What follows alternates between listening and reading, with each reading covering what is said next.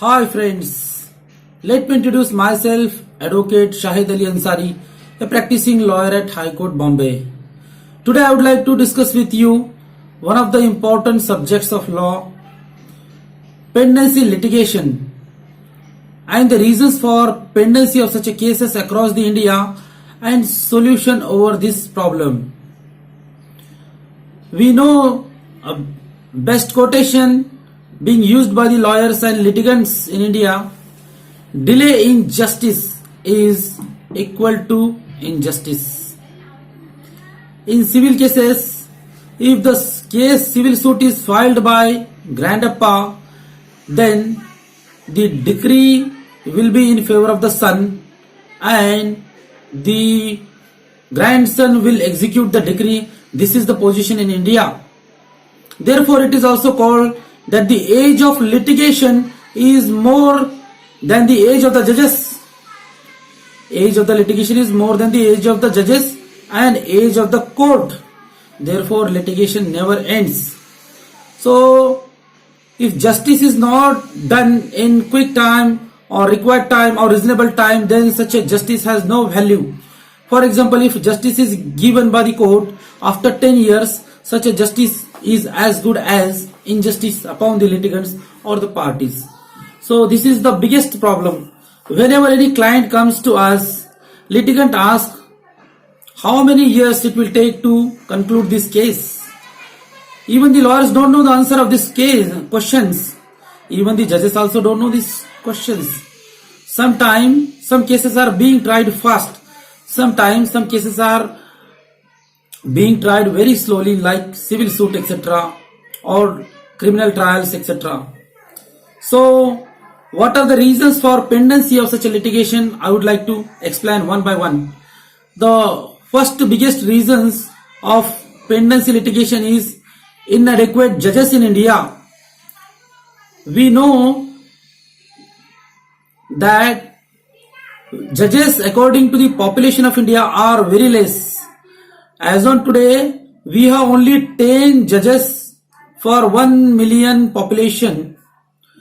But in fact, to solve the pendency of the litigation, we require 50 judges per million. Means we require 5 times more judges than the existing judges to solve the problem of pendency litigation. Therefore, the central government is duty bound to recruit or to appoint the judges so that the litigation can be solved. According to the population, we have very less judges. Another reason is that the vacations. In Supreme Court, there are number of vacations, holidays are also there. I think Supreme Court may not be working for more than 170 days in a year. 170 days in a year out of 365 days. Similarly, the High Court may not be working for more than 185 days in a year. Remaining are the holidays like summer vacations, Christmas vacations, Diwali vacations, etc., etc. All Saturday, High Courts and Supreme Court won't be working. All Sundays, court won't be working. All national holidays, court won't be working. So the vacation time is very big one. That is also one of the reasons as to why the litigations are pending. Another third reason is that the adjournment being sought by the advocates. As there is a provision that the adjournment could be sought only thrice for a genuine cause.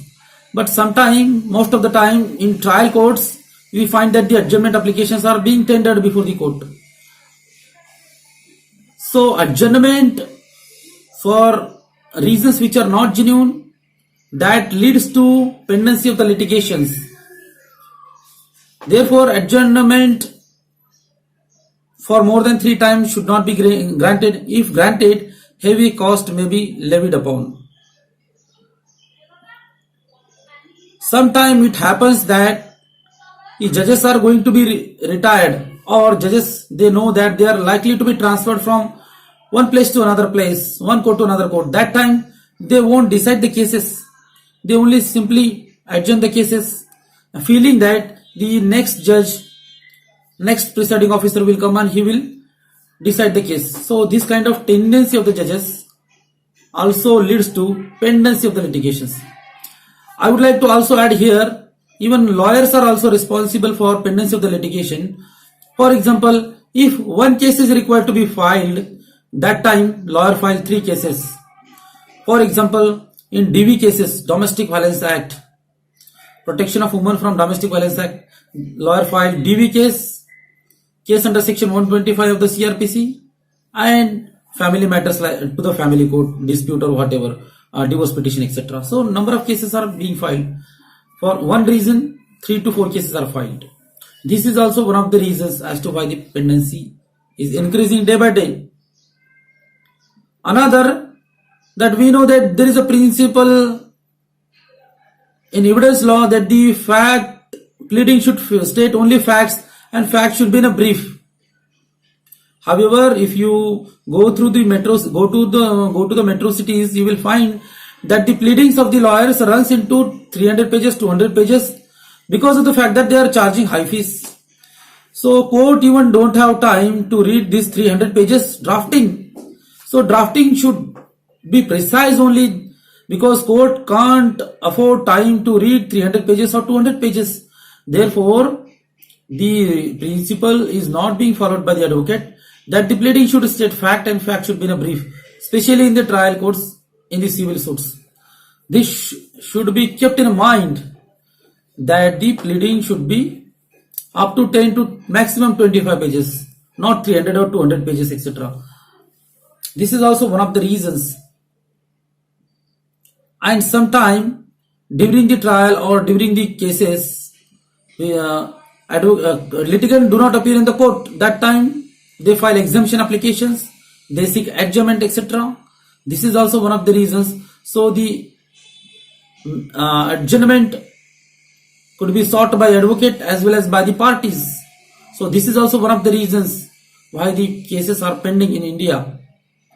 And the most important factor is that the tendency of the government also, because out of the total budget of India, government incurs only 0.4%. 0.4% means not even 1% for judiciary, for the recruitment of the judges, for the establishment of the court, towards the salary of the staff of the court, etc., etc. Only 0.4% is being incurred out of the budgets. That is very small budget, which is not even 1%. This is also one of the reasons. Sometimes central government feels that state should take the lead, and state government feels that the central should take the lead. So these are the reasons as to why the litigations are pending throughout the country. Now, what are the solutions for this? I would like to cite here. Number 1, the appointment of the judges should be done. We require 5 times more judges. So the in subordinate judiciary, recruitment of the judges has to be there. In high courts, around appointment should be done by the government. We require 5 times more than the existing judges to solve the problems. Therefore, the number of vacancies should be created and vacancies should be filled up. Because according to the population and according to the pendency of the cases, we require ad valorem judges. Proportionately, we also require judges. For 1 million population, we require 50 judges. We have only in Supreme Court maybe less than 30 judges, 30. So this is the reason. Recruitment or appointment of the judges has to be there. Second solution, that the adjournment should not be sought, or adjournment should not be easily granted. If it is for genuine reason, only adjournment should be granted. Otherwise, heavy cost should be levied, or cost should be levied, so that the advocate or party or litigants shall not make an application for adjournment. And third reason is that the vacation should be reduced. The Supreme Court and High Court have so many days. I think I have already told that Supreme Court may not be working for 180 days. High Court may not be working for 200 days in a year. So the vacations, due to vacations, such a vacation should be reduced so that the pendency could be solved. And speedy trial. We already know that in criminal cases, fast track courts have been established by the government. Likewise, something should be done. In civil matters, as per Order 37 of the CPC, cases are being tried fast. But what about the remaining civil suits, etc.? Even in the high courts, writ petition takes 1 or 2 or 3 years sometime. Maybe more than 3 years. Likewise. Therefore, the vacation should be reduced and speedy trial should be conducted. And one more suggestion I would like to add here is that we have only single Supreme Court in India. Likewise, High Courts, there are number of benches. In case of Honorable High Court of Bombay, there is bench of Aurangabad, bench of Nagpur, bench of Goa. So the benches of at least 4 benches of the Supreme Court must be provided so that the at least appellate matters could be handled by the benches of the Supreme Court.